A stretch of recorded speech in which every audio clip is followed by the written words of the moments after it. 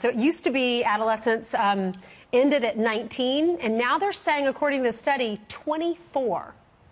You know this is a liberal-sponsored report, because who doesn't want to grow up, get out of the mom and dad, into the clutches of mom and dad, and start adulthood? I mean, I wanted to leave the house at 12, not because it was a bad situation, but because I wanted to go find my life. Holy cow. I mean, you know, and I was thinking about this because it's such a deep subject. It seems like it, you know, we're having fun with it, but it's such a deep subject because we now have the Democrats and the leftists who want to infantilize America. They want people to be at home for Obamacare. You can be covered until you're 26.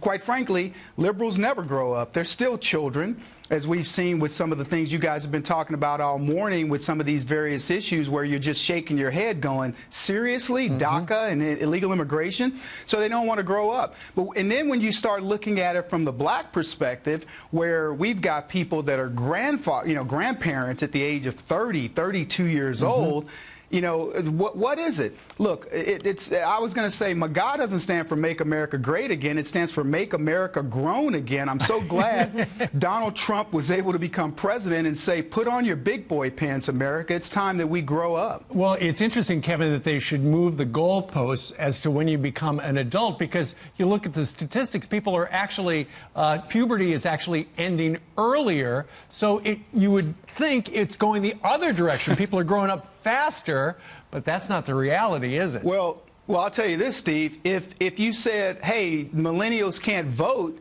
until they're 26 years old or something like that, you would definitely see these guys changing their minds about this.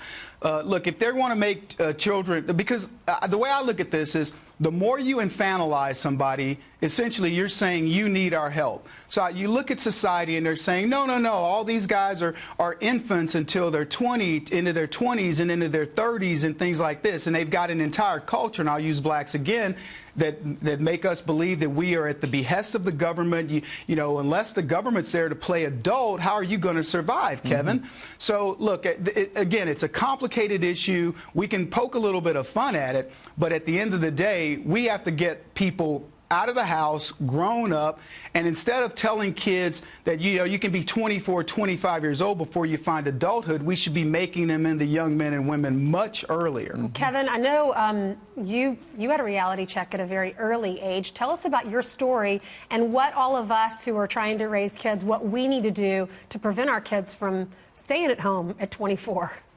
I mean, look, well, I can tell you from my perspective, I was raised by my grandparents. It was very simple. At 18 years old, you're an adult. You're leaving the house. You come back to vacation. You don't come back to live.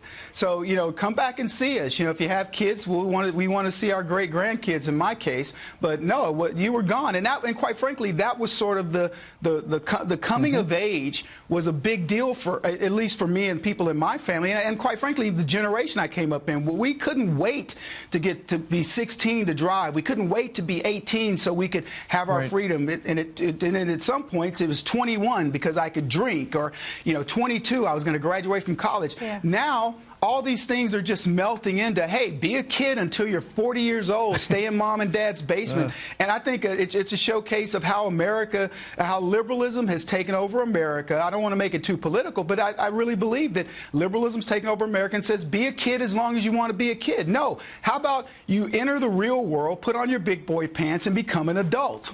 I think we also need to remember we're training our kids not only to help them in the future, but help their spouses, too. If we want them to be good husbands, good wives, we have to teach them to take care of the family and that kind of thing. So, yeah, there's lots of lessons. Absolutely, lots of lessons. All right. Kevin Jackson joining us today. Thank you, sir.